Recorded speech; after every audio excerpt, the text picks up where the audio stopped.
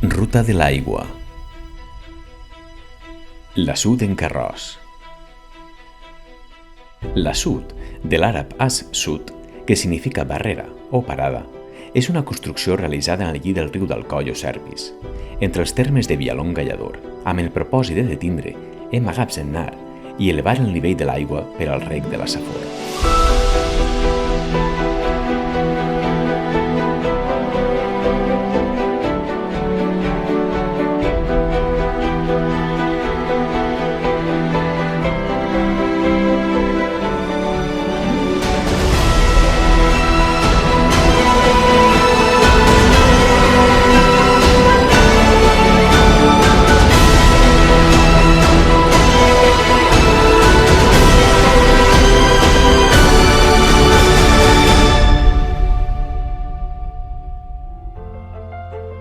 La primera referència del repartiment de les aigües del riu d'Alcoi a tots els pobles de la Safor data del 18 d'agost de 1244, quan el rei Jaume I va fer donació de totes les séquies, facultant-los l'ús lliure i continu de les aigües, segons antigament i es fon establit i acostumat en temps dels sarraïns, segons consta al Fur 35, de la qual sorgeixen dues canalitzacions, la séquia reial, que distribueix l'aigua en el marge dret, i la séquia d'en Carròs, que, discorrent per sota de la presa fins a una altra casa de comportes, portant l'aigua a les terres situades a l'altre costat del riu.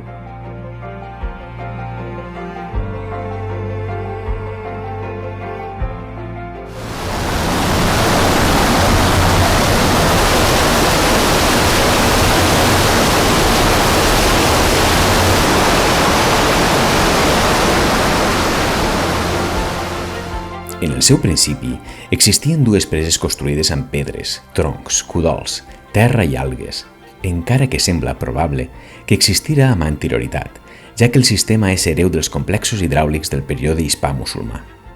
En la reconstrucció que va realitzar Carròs, els regants d'Oliva es van encarregar de col·locar les pedres. Els de la font d'en Carròs i Potries, la col·locació de les branques i les fustes.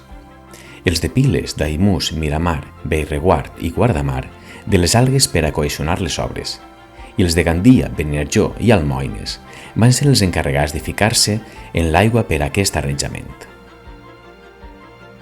Conten que quan passant pel poble de Beniflà, la duquessa de Gandia, i ser obsequiada amb un refresc, agraïda els va dir: Beniflà rega i regarà, però a l'assut no anirà.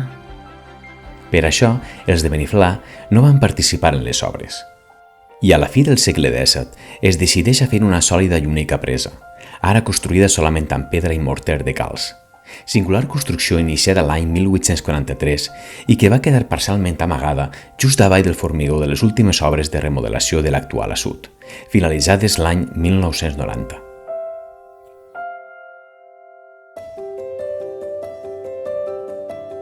Continuant riu avall, ens trobem Casa Fosca, segle XV. La Casa Fosca és una construcció amb una imponent volta de canó de maçoneria i morter de calç sobre la séquia reial, totalment hermètica, quasi dissuasiva, perquè ningú, excepte el sequier principal, altere la correcta divisió de l'aigua. La seva funció va ser, i és, dividir el cabal de la séquia reial que prové de l'assut d'en Carròs per a dues séquies mare, la séquia del Rebollet, reg de Potries, la font d'en Carròs i Oliva, i la séquia comuna d'Oliva i Gandia. Segons un document datat en 1511, aquest partidor ja existia amb el banc de pedra i les 7 portes i mitja, amb una porta d'accés amb 2 claus i els depositaris, de les quals van ser els representants dels 2 senyors territorials més rellevants de l'època, el duc de Gandia i el comte d'Oliva. Però si tenim present que el sistema de distribució proporcional de l'aigua és originari del món musulmà i que es va mantindre després de l'ocupació de Jaume I, l'any 1238, es pot considerar que aquest partidor ja existia abans del segle XIII. Ramal Séquia del Rebollet. Molí I de Sant Rafael. Molí desaparegut a causa de l'ampliació del camí, hui carretera, la Font Oliva, que disposava d'una mitja bassa amb 2 moles per moldre dacsa i farina de blat, situat en la partida Benes, sent el seu últim propietari Bautista Fuster Monsó, fins a la desaparició física del molí.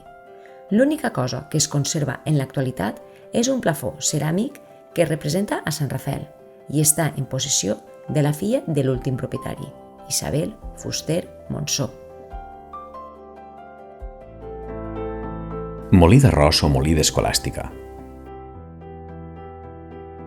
Molí situat en la partida quinzena, que tenia 2 moles catalanes per moldre blat i dacsa. Va pertànyer als comtes d'Oliva. Després de la desamortització i de la pèrdua dels drets senyorials l'any 1835, ho va comprar Blai Canyamàs, de Dénia, sent posteriorment llogat per uns moliners de la Font, entre ells Miguel Peiró Seyens, Miquel d'Escolàstica, i la seva esposa, Amàlia Moratal Escrivà, fins a l'any 1955 i posteriorment venut a Maria Monsó Peiró, Maria de Rafalet, l'any 1969. En l'actualitat, aquest molí ha sigut condicionat com a residència familiar per part dels propietaris, família Prada Insa.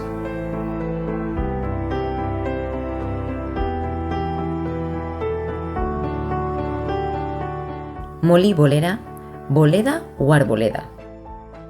Situat en la partida Foia, darrere de l'antic polvorí local, amb una caiguda d'aigua d'entre 8 a 9 metres. Tenia 2 moles catalanes de 135 centímetres de diàmetre, un ull interior de 10 centímetres de radi i 13 centímetres de grossària que molien dacsa i farina de blat. A l'aleró del sostre del casal del molí es veu una data 1711, sent el seu últim propietari Antoni Monsó Garcia i en l'actualitat en estat de ruïna.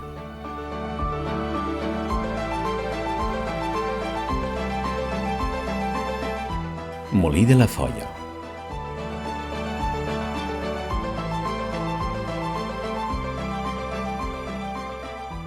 Molí situat en la partida de la Foia, amb 2 portes a través d'un cub de 135 centímetres de diàmetre i 4 metres de caiguda.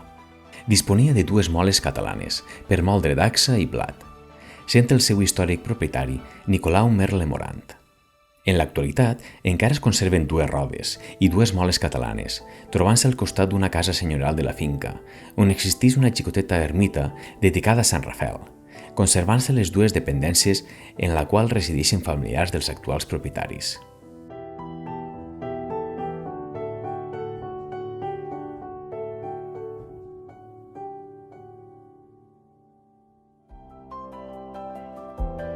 Casa Clara, segle XVI. Aquesta singular construcció és, després de la Casa Fosca, el segon gran partidor de la xarxa històrica del regadiu. De planta rectangular amb elevats murs de maçoneria que tanquen el diàfan espai interior sense coberta.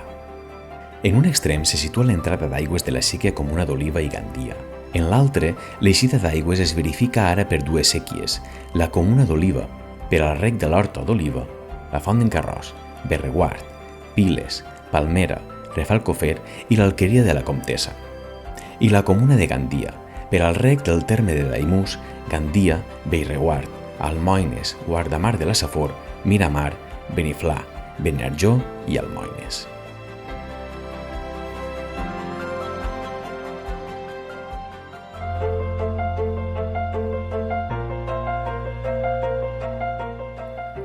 Ramal Séquia Comuna d'Oliva. Molí Canyar o Dainat. Situat al marge dret del riu Serpis, en partida Campina, terme de Potries. L'any 1511 es coneixia com el Molí Dainat, una família de lletrats, militars i funcionaris de la Font d'en Carròs, i a partir del segle XIX el vell edifici va ser substituït per un de nova planta, adaptat a les exigències de transformació de l'època per la família Ribes. Tenia 2 moles per a moldre l'arròs i per al salt de l'aigua es van instal·lar turbines elèctriques i màquines de vapor i gasoil per a la provisió d'energia. L'any 1998 va ser restaurat i convertit en restaurant pel seu nou propietari, José Escrivà Monsó, natural de la Font d'en Carròs, respectant l'estructura original, deixant la maquinària i la resta d'enginys de la seva funció primitiva, perquè siga vista pel públic.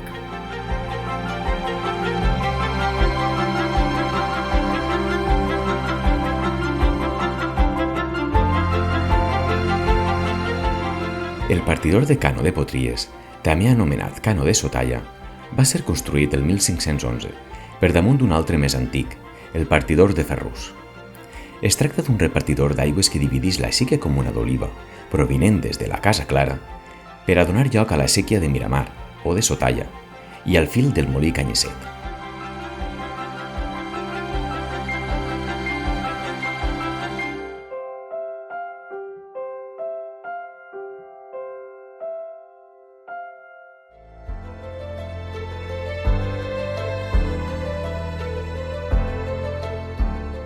Molí Canyisset, hotel rural.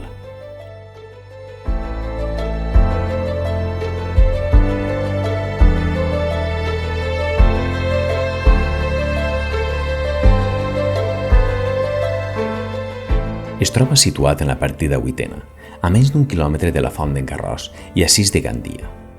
El seu nom, que és conegut des del segle XVII, ve a conseqüència d'un xicotet bosc de canyes d'Índia que van créixer al llarg dels anys al costat de la seva ximenera elevada, que encara es conserva.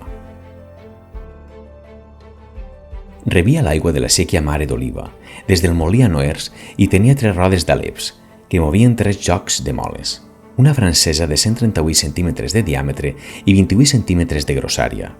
La més gran porta la inscripció de 1891. I 2 catalanes de 130 i 128 centímetres de diàmetre i 20 centímetres de grossària. Un pleit de 1401 cita com el seu propietari a Francesc Jover i en 1745 al famós Gregori Mallams d'Oliva. Després, en una relació de molins de l'any 1927, consta com el seu propietari Miguel Peiró Ferrer. I en l'any 1996 va ser rehabilitat per Antonio Cañadas Alonso, adoptant l'antic molí per a ús d'establiment hosteler, conservant totes les singularitats de l'edifici, així com la seva alta ximenera de rajoles de cara vista de 27 metres d'altura, considerada de valor històric, i en la seva planta baixa existeix part de la maquinària antiga del molí.